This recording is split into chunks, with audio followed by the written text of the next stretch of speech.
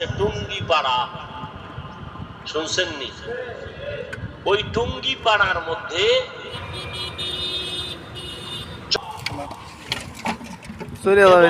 দুনিয়ার লাইনে বড় একজন রাজনীতিবিদ,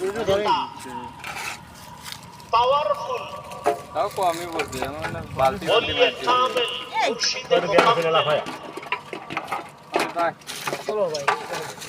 হযরতুল আল্লাহ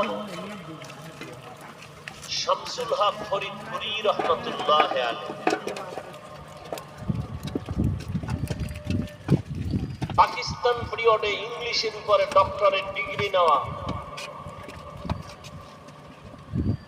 সেই শামসুল হক ফরিদপুরি রাহমাতুল্লাহ আলাইহি বাঘের বাচ্চা ছিলেন, সুন্নতের উপর এতটা মজবুত ছিলেন, দুনিয়ার কোন দুনিয়াদারকে পরোয়া করতেন না।